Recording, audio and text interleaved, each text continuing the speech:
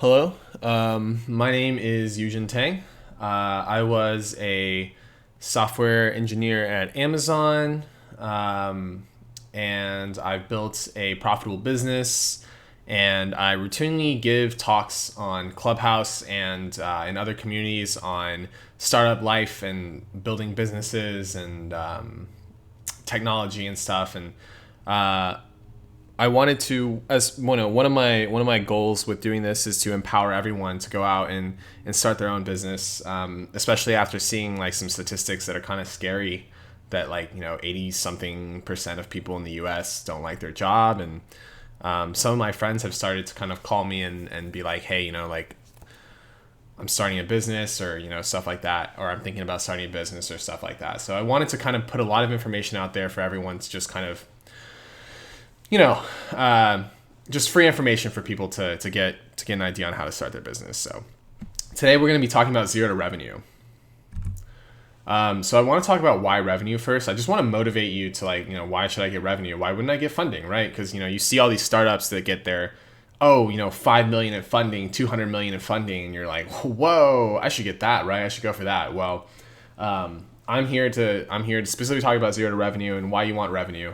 So revenue is money. And if you're running a business, there's a very high chance that you want your business to produce some money. And otherwise, run a nonprofit. And even nonprofits need revenue. So it's better than investment. And the reason it's better than investment is because, investment is someone else giving you money. They're like paying you to run that company. And so this is like, if you are like me, if you are like many entrepreneurs, one of the reasons why you are running a business because you want to have like that freedom and flexibility. So it's better than investment, just because you have, you really only have to answer your customers in this case. And then it's indicative of market acceptance. Like people, if you have revenue, then it's clear that the market has responded to your product, and it's like, yeah, people are going to buy this. Like, it's great.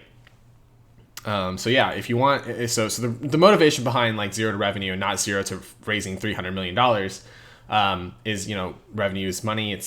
I think it's better than investment. And it just indicates that the market is ready for your product. So what are the steps to revenue? What kind of steps do we have to take in order to get to the point where we're earning money?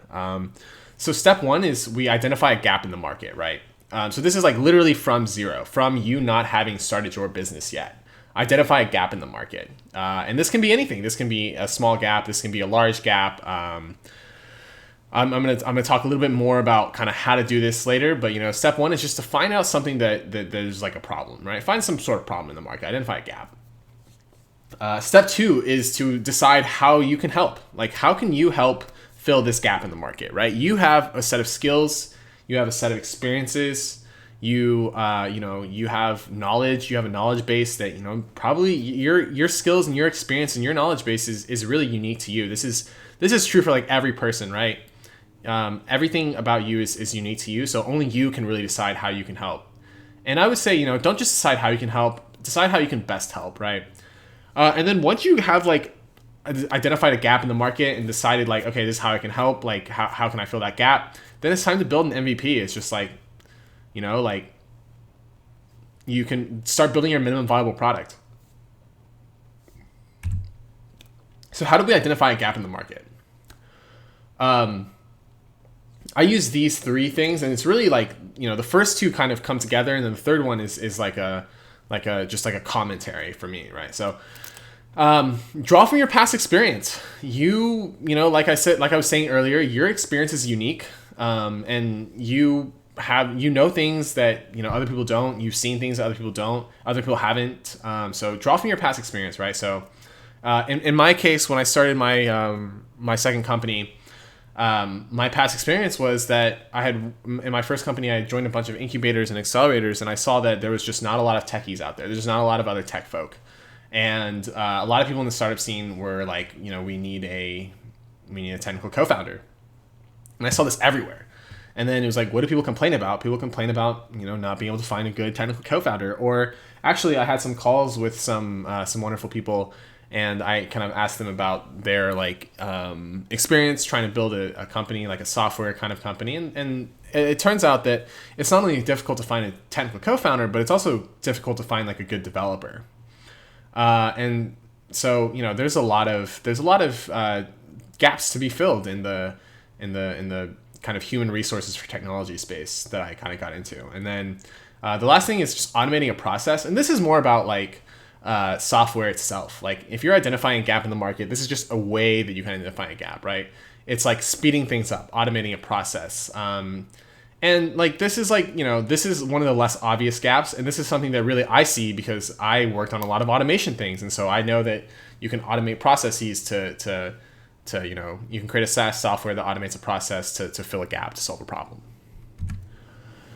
The next thing you want to do after you kind of identified your gap is you want to be like, okay, how can I help? Like, what can I actually do that'll help people solve this problem? And basically, you just want to ask yourself these questions. What are your skills? What would you like to do? And how is it currently being done? So what are your skills? Like I was saying, everyone has their own unique set of skills. Maybe you're really good at talking to people. Maybe you're really good at connecting people. Maybe you're really good at building, software. Maybe you're, really good at marketing. Maybe you're really good at design. Like maybe you have some sort of like conglomeration of everything. So, decide what your skills are. List out your skills or something. Just kind of have an idea of what your skills are. And then what would you like to do? After you know what your skills are, you should figure out what you would like to do, right? What would you like to do with those skills? Would you like to work on a completely new skill?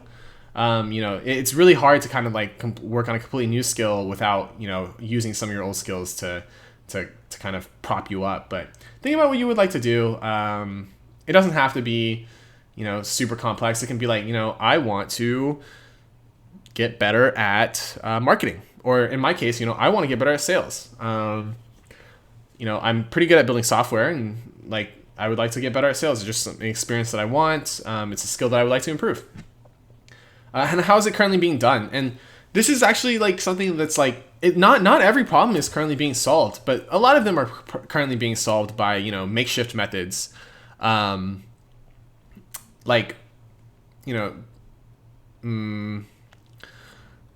just like there's a bunch of different ways to solve the same problem. And you can decide to solve the problem somewhat differently. And so, maybe you're solving a problem that is like, not a lot of people have really figured out how to solve well. Like maybe, so like, okay, I'll give you an example here. Like, when Henry Ford was building the first car, like how is it currently being done when this case was like, traveling, and it was just kind of like, well, they're using horses, and it's like, this is a totally different field, right? He's basically solving a totally different problem. He's building something instead of using an animal to do it. So, when you're deciding how you can help, just figure out what your skills are and figure out what you like doing. And this is really important. Really, it is really important to figure out what you would like to do because when you're building a business, it really does become a large part of your life. And then you got to just figure out how it's currently being done. And maybe it's just not currently being done at all. Maybe it's being done by like multiple softwares. Maybe you're putting like a ton of different like softwares together to get it done or something like that. So. And then once you kind of figure out, the gap and you've figured out how you can help, it's time to build an MVP. And there's a few options for this. There's probably more options than the ones I listed out here, but these ones are pretty good. So no code or low code. There's a bunch of platforms. So I put Zapier on here as an example, but Airtable is one of them. If This Then That is another one of them. And they're pretty simple platforms. You can't do a lot with them because, they're low code and no code, but you can build definitely like parts of your application. You can build, some small things with these. So this is a way to kind of build out your MVP. You can maybe, if you're like building out like a landing page for your MVP, which is what I did with Tech Founder Connect, you could just, you could use the landing page website, or you can outsource, have someone else build it for you. And in outsourcing, you can go to TopTal, which is great for finding software engineers. You can go to Fiverr. You can look for people like outside of outsourcing. Just means like get someone who's not part of your company to do it. So you can look for people who are in different countries. I know that in software development, you can outsource really a lot of people do to like India, South America, Eastern Europe, tons of different places around the world it's just cheaper development costs. So, outsourcing is pretty good. It's pretty cheap. The only problem is, I mean, there's a few problems with outsourcing, right? The pros and cons of it. It's kind of like it's cheap, and the cons are kind of like I'm talking as someone in America, by the way. Maybe there's time zone differences, maybe there's slight language barriers. So for example, this one startup that I'm like consulting with, they wanted to outsource to this team in Pakistan, but there's like, language barriers, and we were like, can we speak to the devs? And then the guy was like, yeah, well, the devs don't really speak English that well. And I was like, well, this is going to be a problem. So we ended up not going with him, but just an example of like what could go right or what could go wrong. There's always the option that you outsource to someone and they're great, but I just wanted to list the pros and cons. And finding a CTO. So this is by far what you would want to do. This is by far the best option. You get someone who's in-house, who's part of your company, who's part of your team, who can build technology, who can build your software, who can drive your technical vision, things like that. And basically what you want with your CTO is, someone who agrees with you on technical vision, who kind of sees what you want to build, who's going to help you build it, and someone that you like for sure. And finding a CTO is like, the cons of this is that it's hard. It's hard to find a CTO, and that's kind of part of why we started like Tech Founder Connect, because I noticed that it was hard for people to find a technical co-founder or like a CTO, and so I was like, this is definitely some space that we can kind of get into and then try out. So finding a CTO, you can do that through your network, through LinkedIn, through your personal network is probably going to be the way to find the best CTOs. Maybe like a friend of a friend, or even if you're lucky, like a friend. And so, finding a CTO is definitely hard, but it's the strongest option for building like a sustainable company, or like, like a strong company kind of. So in testing your MVP, I built this into 3 different steps. Maybe I should put repeat on another line, but we can worry about this later. So basically the first part of testing your MVP is your ideation. What's your idea? Once you have your idea, just build it. Build out your idea. It doesn't matter like how good or bad it is. Build out the first iteration of your idea, and then like put it out there for people. Like have people like comment on it. Have people use it, see what they think, and you can gather that data and measure. Measure, like find out like, okay, what do people like, what do people not like. So in the case of an application, maybe you have an application that has like 5 pages, and you notice that one of the pages is just like getting visited by maybe like 2% of the people using your app, in which case you can be like, well, nobody uses this, so you can focus on like, maybe we won't develop this feature, maybe we'll develop another feature that people will be more interested in, right? So you can measure things that way, and then you should learn from your measurements. Like, if you find that people are just not going to one of your pages, then what do you learn? Well, no one's interested in that, or if it's important to your app, then you're not driving traffic to it correctly. So, and once you kind of learn from your measurements, you just repeat. Go back to your ideation, change your ideas a little bit, build it up again, gather data, measure, learn, change your ideas a little bit, build it up again, gather data, measure, learn, and just continue. Right, repeat, rinse and repeat. And then so once you kind of tested out your MVP, by this point you should have some revenue. People are usually willing to pay for stuff that is useful, that solves a problem, right? That fills the gap. So then you want to review, basically like, what is it? Sorry. I want to review kind of how to do the 0 to revenue steps. So number 1 is you want to solve a problem, right? Identify your gap, solve a problem, right? So pick the gap, solve that gap, fill that gap, solve that problem. And then you want to think, what value can you provide?